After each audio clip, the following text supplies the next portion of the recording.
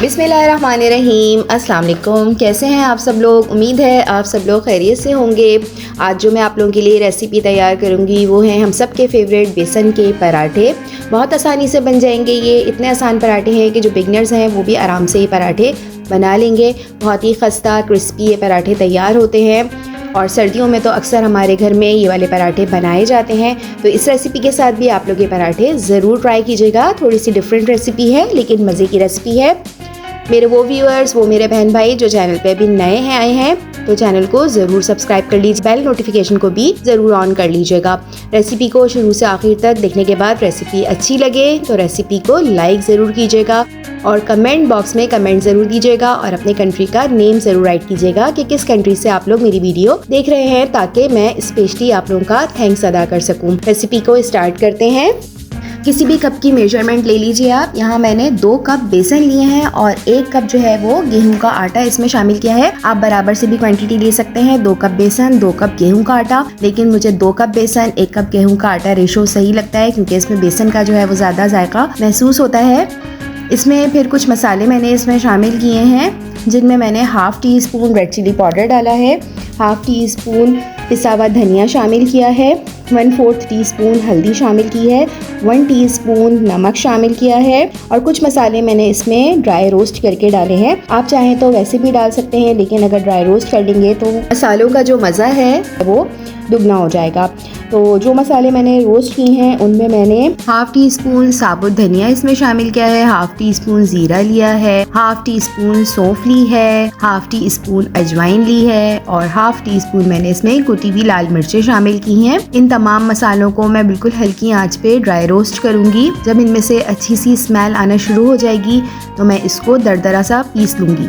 Crush करना है इनको, दरदरा सा, बिल्कुल बारीक पाउडर नहीं बनाना है। जो पराठों का जो मज़ा है वो दरदरा पीसने में ही आएगा और जब हम पराठा खाएंगे तो मोटा मोटा मुंह में ये मसाला आता है तो बहुत मज़े का लगता है। बहुत मज़ेदार सा खुशबूदार ये मसाला रेडी होता है और आप इस तरह से रोस्ट करके डालेंगे तो पराठों का मज़ा जो है वो दुबाला हो जाएगा। ये देखिए मैंने इसको दरदरा सा रोस्ट कर लिया है कि तमाम रोस्टेड मसाला जो है वो मैं बेसन में शामिल कर दूँगी।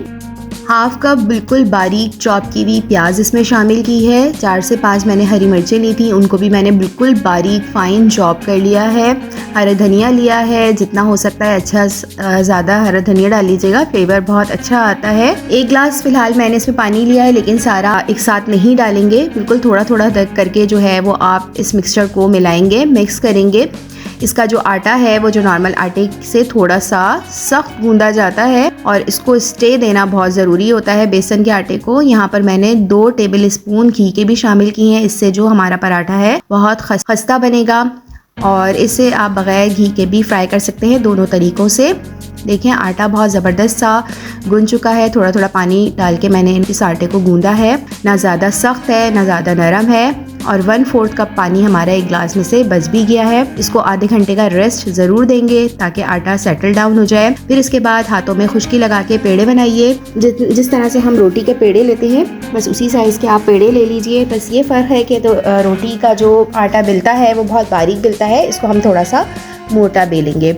जिस तरह से रोटी बेलते हैं अगर ये हाथों पे चिपके तो खुश्की लगा लगा के आप थोड़ा सा बेलना शुरू कर दीजिए। पहले काउंटर पे खुश्की थोड़ी सी गिरा लीजिए, फिर उस पर आप बेलना शुरू कर दीजिए। बिल्कुल हल्का बेलन चलाना है आपने। जैसे ही आटा चिपके आपने खुश्की लगानी है। बहुत आराम से बेल जाती है रोटी। किनारे इसके अगर कटे कटे से हो रहे हैं कोई ऐसा मसला नहीं है क्योंकि इसमें बेसन की क्वांटिटी ज़्यादा है। अगर आप बेसन बराबर का लेंगे गेहूँ के आटे के साथ तो फिर किनारे कटे हुए नहीं होंगे, लेकिन ये इसमें बिल्कुल बेसन का फ्लेवर आता है और बहुत मज़े की ये रोटी बनती है। रोटी को आपने बहुत मोटा नहीं बेलना है, जिस तरह से मैं आपको दिखा रही हूँ बिल्कुल इसी तरीके से नॉर्मल रोटी से थोड़ा सा मोटा बेलना है। अगर आप ज़्यादा मोटा रोटी को बेल देंगे तो जो है ये बिल्कुल अंदर से कच्ची रहेगी, फिर मज़ा नहीं आएगा खाने का।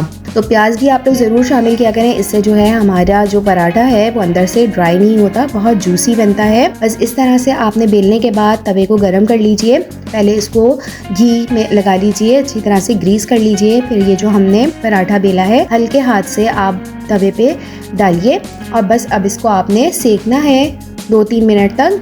जब पराठे का कलर हल्का होना शुरू हो जाएगा और यहाँ पे चिमटे की मदद से निशान लगा लीजिए ताकि ऊपर नीचे अच्छी तरह से स्टीम लगे और ये अच्छी तरीके से सिक जाए। आँच आपने हल्की रखनी है, तेज़ आँच पे करेंगे तो पराठा जल जाएगा और कच्चा रह जाएगा।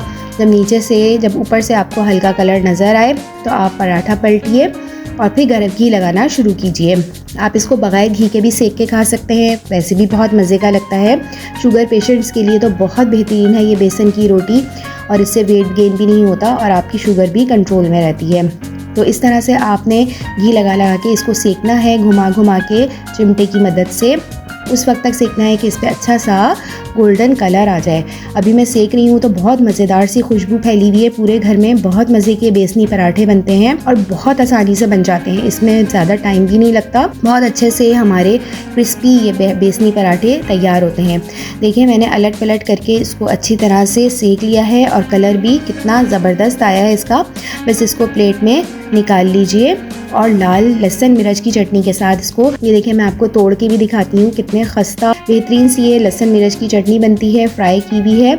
और इसके साथ जो है वो पराठे बहुत मज़े के लगते हैं। इस तरह से आप गर्मा गर्म पराठे बनाते जाइए और सर्व करते जाइए। ये लहसुन मिर्च की चटनी मैं आपको सिखा चुकी हूँ, तो इसका मैं एंड स्क्रीन पे भी लिंक दे दूँगी और वीडियो की डिस्क्रिप्शन में भी लिंक दे दूँगी। आप लोग ज़रूर ये लहसुन की चटनी ट्राई कीजिएगा। इसके साथ बेसन की रोटी के साथ इसका कॉम्बिनेशन बहुत ज़बरदस्त लगता है। और बरसात के मौसम में इस तरह के बेसनी पराठे बनाएं, गरम गरम चाय सर्व कीजिए तो मज़ा ही आ जाता है पराठों का। बेहतरीन पराठे हमारे बनके रेडी हुए हैं। इस क्वांटिटी में हमारे 5 से 6 बेसन के पराठे आराम से तैयार हो जाते हैं। उम्मीद है आप लोगों को रेसिपी अच्छी लगी होगी और इजी भी लगी होगी। रेसिपी अच्छी लगी है तो वीडियो को ज़रूर लाइक कर लीजिएगा। कमेंट बॉक्स में कमेंट ज़रूर लिखिएगा और अपने कंट्री का नाम भी ज़रूर राइट कीजिएगा। फैमिली और फ्रेंड्स में भी रेसिपी को ज़रूर शेयर कर दीजिए। चैनल पे नए हैं तो चैनल को सब्सक्राइब भी कीजिए और बेल आइकन का नोटिफिकेशन भी ज़रूर ऑन कर लीजिए। मिलते हैं न्यू वीडियो में, न्यू रेसिपी में। अपना बहुत ख्याल रखिएगा। जब तक के लिए अल्लाह हाफिज़।